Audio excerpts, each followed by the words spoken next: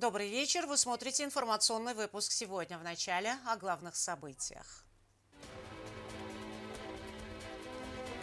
Консолидация с представителями разных стран. Замруководитель администрации президента подвел итоги участия во Всемирном фестивале молодежи 2025. По указу президента России Владимира Путина педагогам-лингвистам назначена дополнительная выплата в размере 5000 рублей. Год выдался урожайным. Сбор яблок в Южном Саде стартовал в конце августа и завершится в течение 2 недель.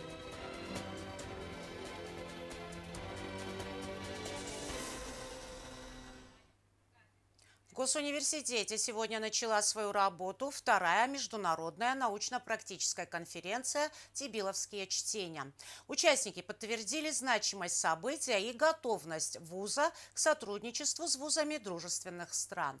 В работе пленарного заседания первого дня конференции свои доклады зачитали также представители ведущих российских высших учебных заведений.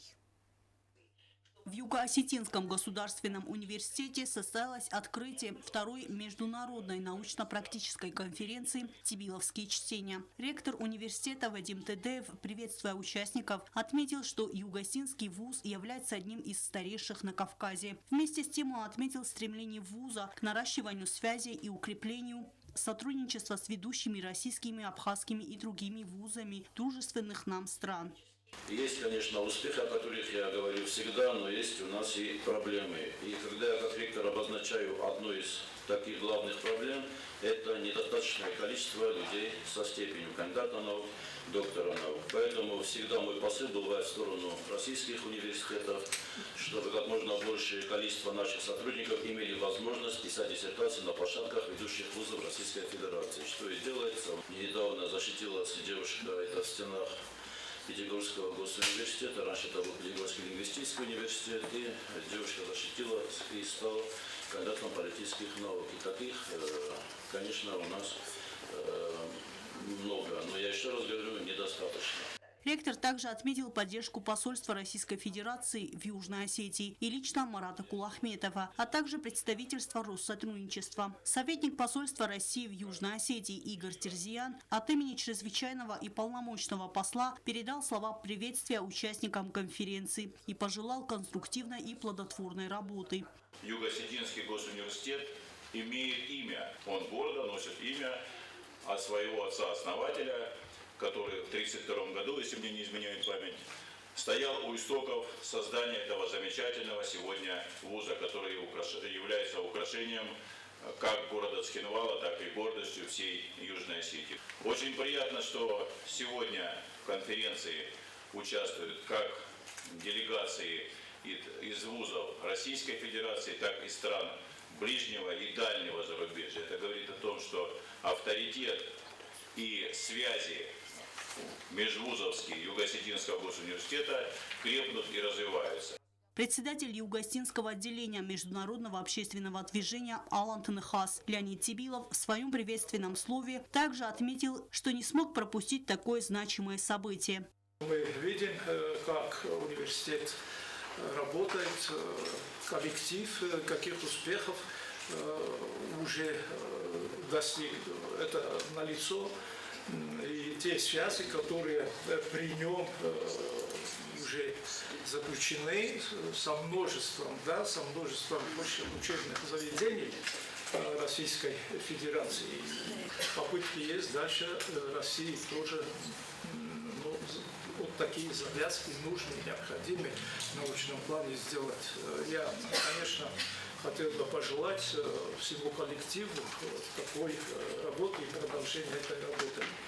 Вторая часть конференции была посвящена пленарному заседанию. В ее работе приняла участие кандидат филологических наук, профессор кафедры английского языка университета Мира Цхавребова. Чистое водное божество, которое преодолело, в эпосе это прослеживается, хтоничность своей природы, то есть дикую необузданность своей природы, как водного бога, и ставшего в итоге в процессе своей эволюции частью мистической элиты народов.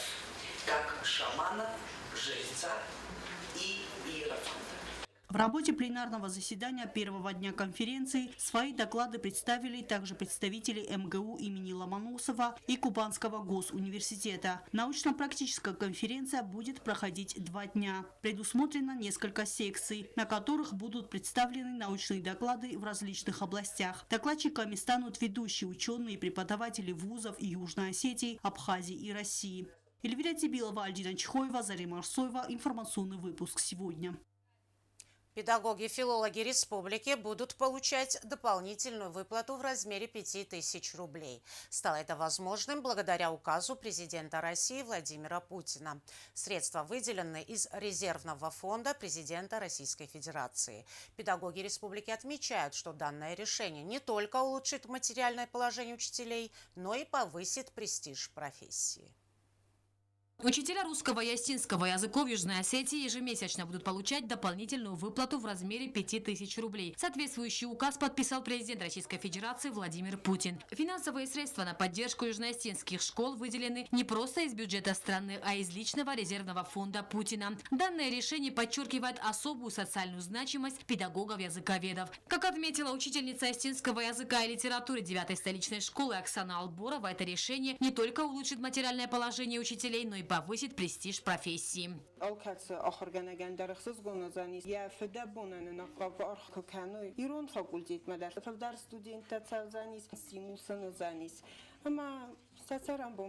Развитию осетинского языка, как отметила Алборова, в последние годы со стороны руководства страны уделяется пристальное внимание. Вдвойне приятно, что учителей родного языка поддержал сам Владимир Путин. Валдайдар Тавараси, президент нам Ахам, Стуркустарт Кай Раздахта, Ама Кайрахицанкута, Иронов Заджа Ахарганджатан, Хцай Фараста. Учительница русского языка и литературы с 40-летним стажем Этери Тулоева отметила, что впервые за долгую преподавательскую деятельность она получит такую существенную надбавку к зарплате со стороны государства.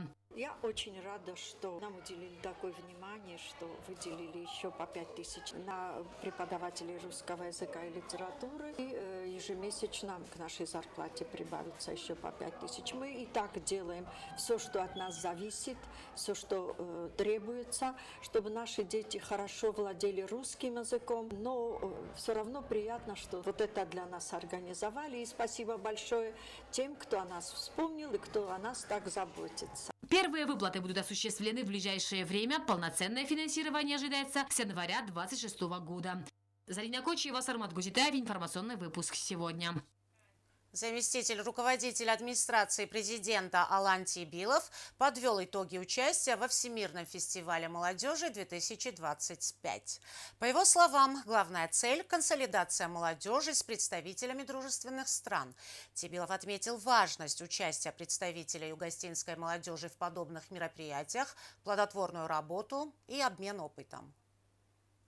Заместитель руководителя администрации президента Республики Южная Осетия Алан Тибилов подробно рассказал о достигнутых договоренностях в ходе поездки на Всемирный фестиваль молодежи 2025. Первостепенной целью участия была интеграция юго-осетинской молодежи с представителями разных стран. Делегация Южной Осетии встретилась с руководством Росмолодежи. В ходе встречи был поднят вопрос об открытии в нашей республике Дома молодежи, где будут собираться активисты. Мы подняли там несколько вопросов, важнейших вопросов для молодежи Южной Осетии, как мне кажется, это строительство Дома молодежи. Мы всегда поднимаем эти вопросы, потому что для нас это очень важно, это одна большая мечта для молодежи Южной Осетии, чтобы у нас был Дом молодежи, где были и звукозаписывающая студия, где можно было бы собирать активную молодежь нашей республики и так далее, как делать команды КВН и так далее. Мы бы могли реализовывать хорошие проекты здесь, в Южной Осетии, в сфере молодежной политики. Этот вопрос мы подняли и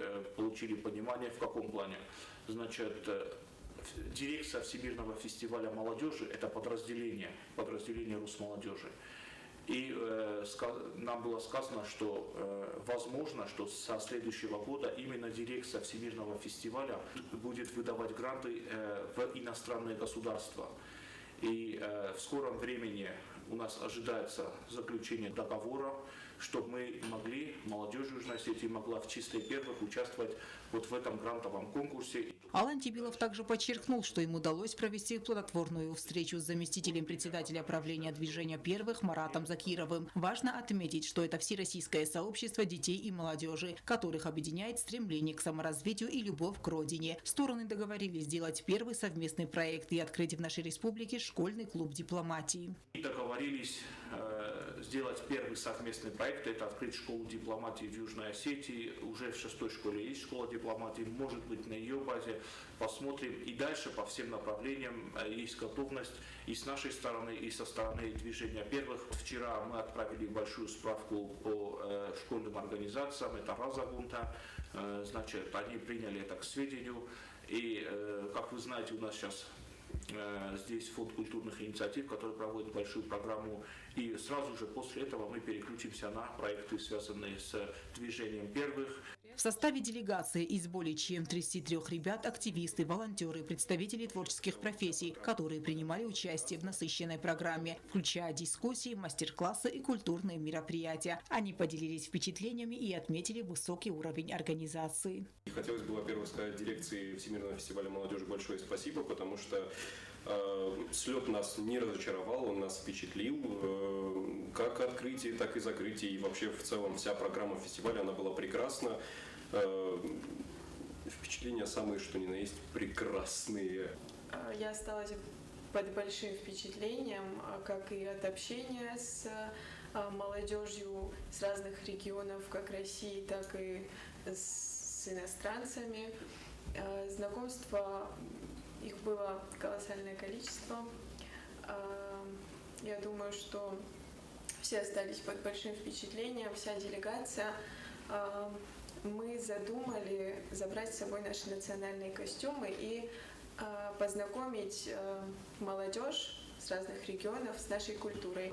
Действительно, приятно бывает так открыто пообщаться с людьми, даже если они других взглядов, других мировоззрений. И да, он правильно сказал, действительно, молодежи по факту без разницы. Им главное развиваться, учиться, знакомиться и дружить. У нас активная молодежь, отметил Алан Тибилов, и поэтому нужно их вовлекать в такого рода мероприятия. В следующем году Всемирный фестиваль молодежи пройдет уже в Красноярске. Планируется, что представители нашей молодежи снова станут участниками фестиваля. Алена Утаева, Заур Остаев, Зарема Арсоева. Информационный выпуск сегодня. В столице прошла образовательная программа по созданию грантовых заявок. Особое внимание уделено проблемам социальной значимости представленных идей. Участникам проведены лекции, практические занятия и индивидуальные консультации в области грантового менеджмента. Оксана Джуева с подробностями. Участники, представляющие различные сферы культуры и искусства республики, изучали требования и критерии фонда. Особое внимание уделялось вопросам актуальности, социальной значимости представленных идей.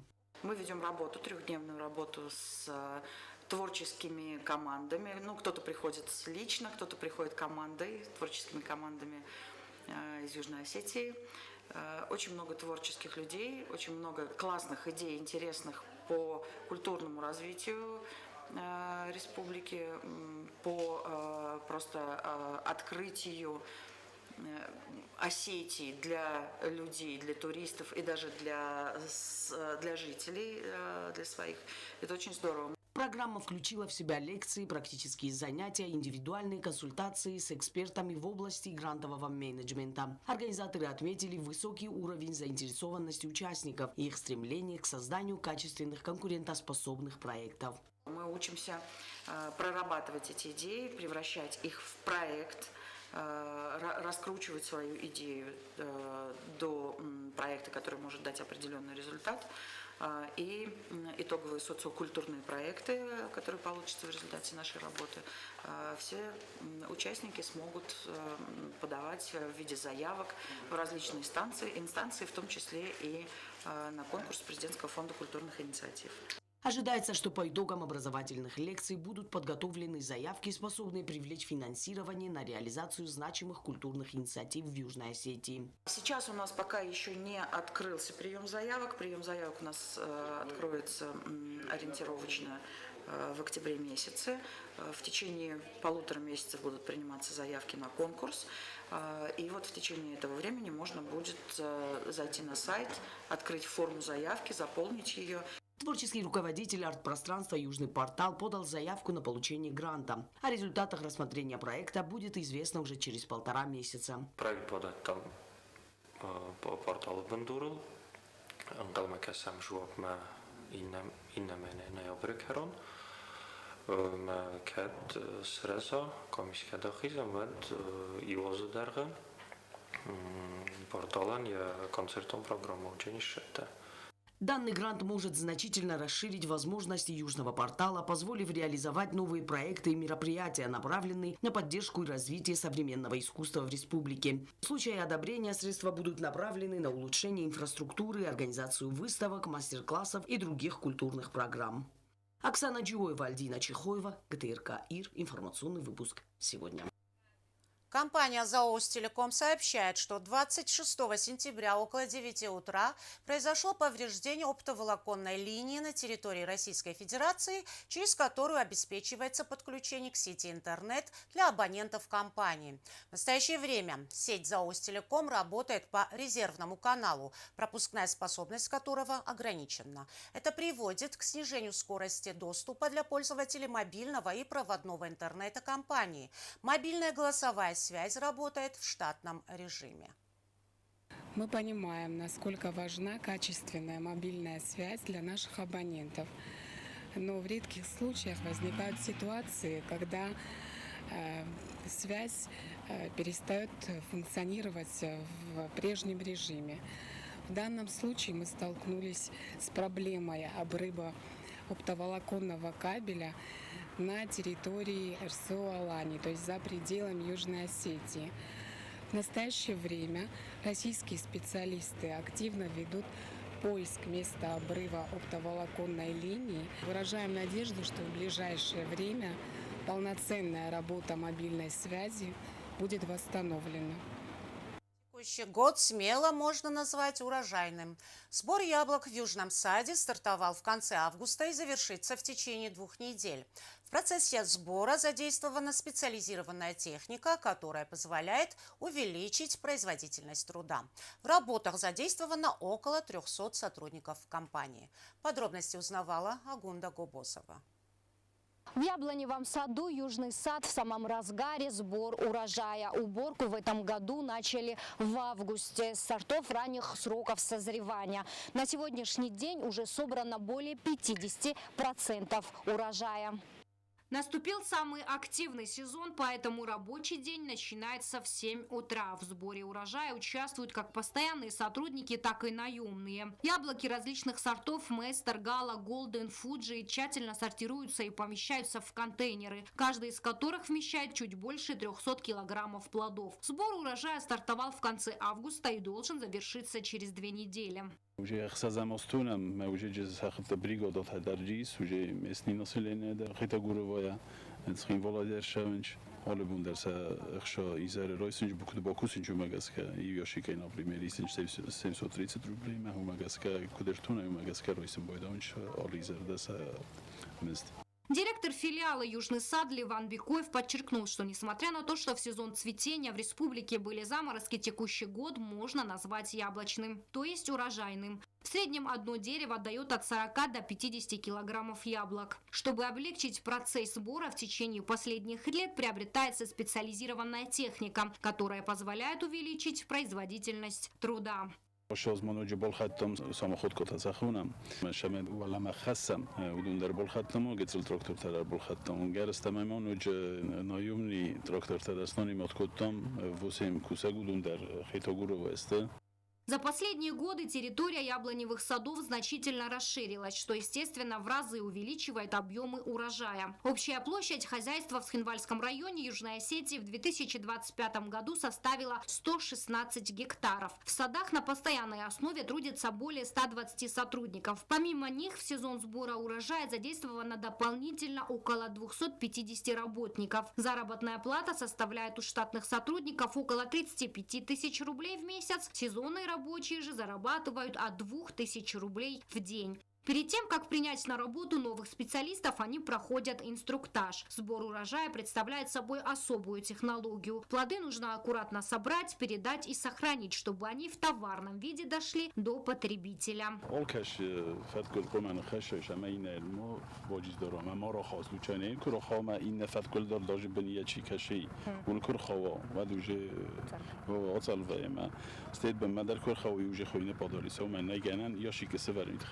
خلطكوفاية وجينا تدر في خلجين осторожно помаинة الخشاش ما جيم ذرتنا офтамейтунч. Эвелина Кисева работает здесь уже 3-й сезон. Она отметила, что несмотря на то, что работа по сбору урожая нелегкая, трудности компенсируются красотой наливных яблок, которые радуют глаз.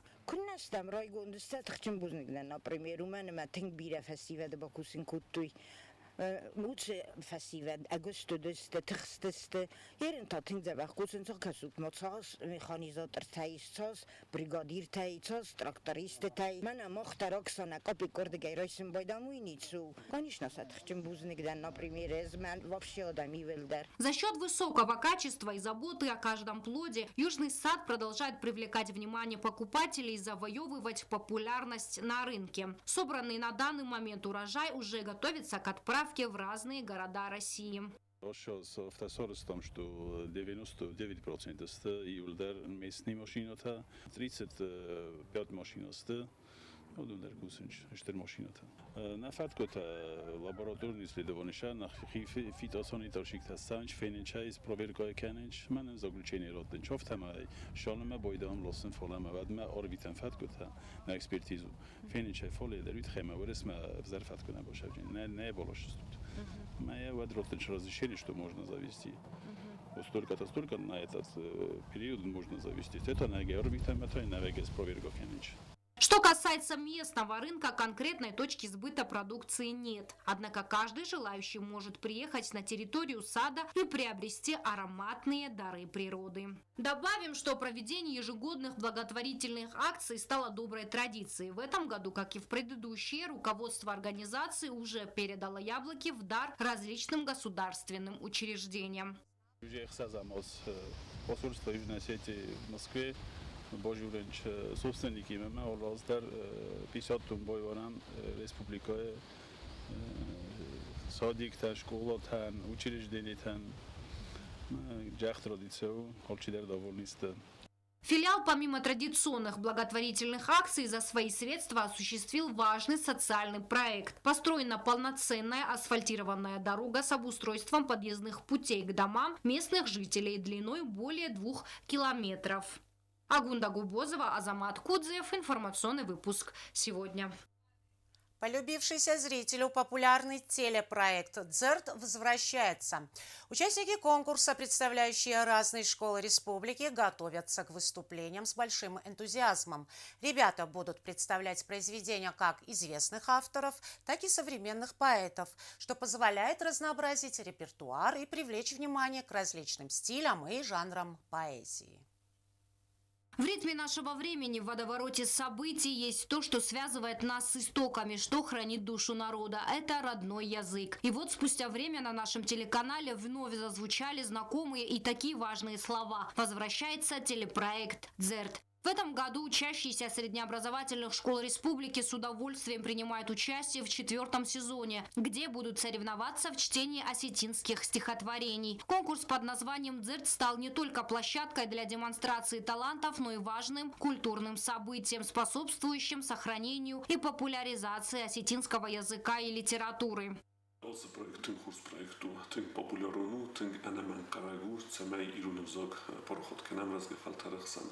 Раз таких родостов там популярная даркена цепаром сезону занесме нардернам тенгбиля свалаттар боцдис костинга хайдресме рассаке курдиет дар нолисан мене гербиля дар столт дуэсте филдеро о хатсастан Участники конкурса, представляющие разные школы республики, готовятся к выступлениям с большим энтузиазмом. Каждый из них выбирает для чтения произведения известных осетинских поэтов, которые раскрывают красоту родного языка и его богатство. Жюри, в числе которых и известные артисты и культурные деятели, оценивают не только техническое исполнение, но и эмоциональную составляющую прочтения, что делает конкурс еще более захватывающим. Кастинг будет проходить 2 дня – 29 и 30 сентября. Проект «Дзерт» за эти годы зарекомендовал себя как важная инициатива, вдохновляющая молодых людей на изучение поэзии. Ведь именно через литературу можно постигнуть глубину культурного наследия своего народа. На протяжении нескольких месяцев участники под руководством наставников Оксаны Джоевой и Игоря Мамиева будут готовить номера, а зрители получат возможность насладиться прекрасными выступлениями и поддержать юных талантов. Как отметил директор ГТРК Ирбат Рацхурьев, проект каждый раз проходит при поддержке главы государства Алана Гаглуева. Это подчеркивает важность культурных инициатив в республике и стремление к укреплению национальной идентичности через искусство. Projekt ORSCW je radionej festama na podstawodę sachlewego glute olony dorde ferte alle vorsunach husse fersen. Nerder alle hottar vein bøyde na forsme samej razgefelter irun vzog husder zunuj samej irun vzog nuje porохottar kena ama popularunder kena festivalexen. Участники будут представлять произведения как известных авторов, так и современных поэтов, что позволяет разнообразить репертуар и привлечь внимание к различным стилям и жанрам. Конкурс в очередной раз станет не только соревнованием, но и своеобразным праздником осетинской поэзии, который сближает молодежь и дает возможность открыть новые таланты. Зрителей ждут захватывающие выступления, а участникам обеспечены призы и сертификаты, что добавляет дополнительный стимул к участию. В проекте будут и новшества. Таким образом, проект «Дзерт» продолжает свою важную миссию пробуждения интереса к родному языку и культуре среди подрастающего поколения Осетии. Агунда Губозова, Оксана Джоева, Альдина Чехоева. Информационный выпуск сегодня. А сейчас узнаем, какая погода нас ожидает.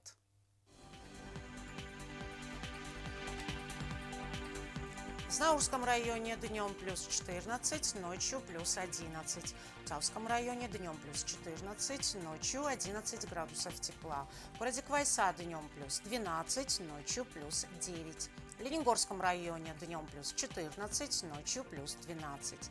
Столица республики в Цхинвале днем 15 градусов тепла, ночью плюс 13. На этом наша программа подошла к концу. Я Ирина Джоева. Желаю вам всего доброго и хороших выходных.